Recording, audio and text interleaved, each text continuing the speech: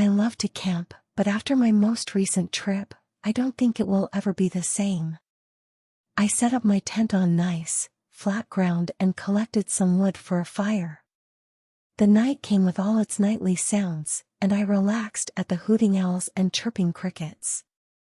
Even better was the fact that no one else was around. Help! It was subtle. I almost missed it. The voice came from deep within the woods, and for a moment I didn't believe what I was hearing.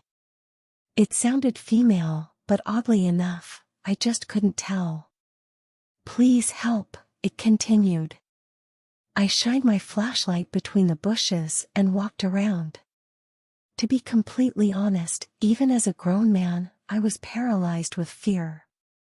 So, I did the responsible thing and called the local police. That's when things went from odd to very, very weird. The police told me to ignore it.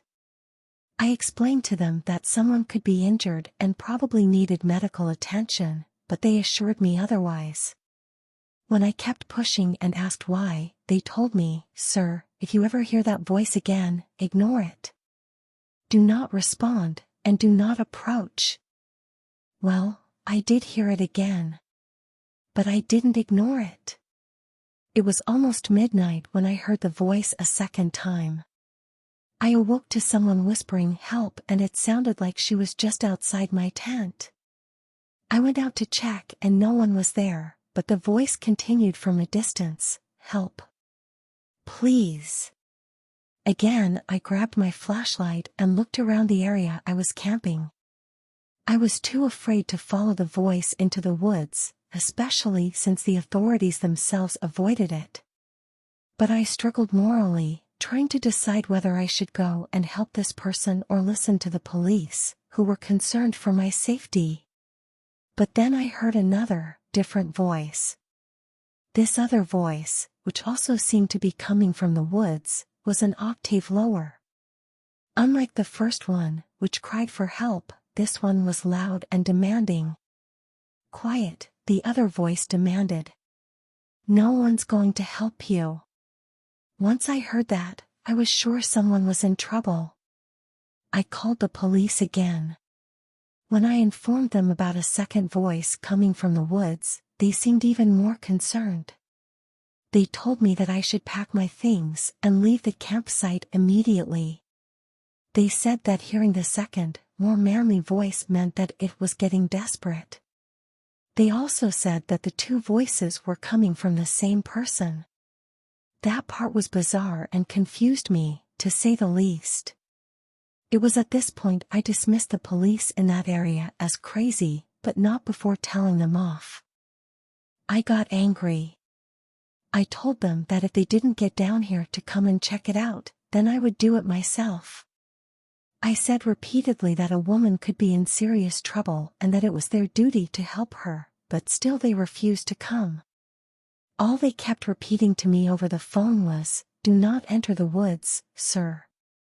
They seemed more afraid than I was. Once I hung up the phone, I heard the voices again.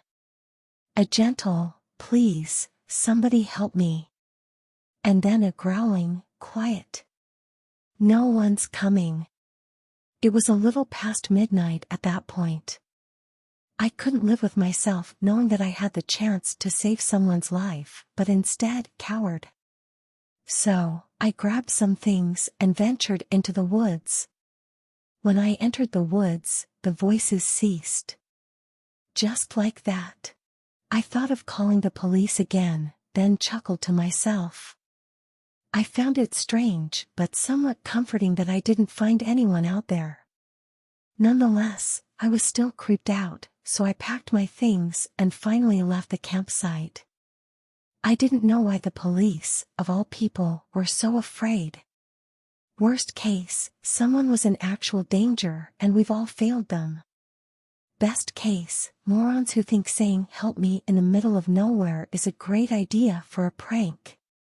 To be honest, when I heard the voice the very first time, I did think it was a joke. When I heard it the second time, along with that other voice, I became a bit more concerned.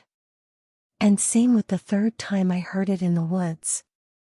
But when I heard it again a fourth time, a week after I left the campsite, coming from inside my own house, I became very, very concerned.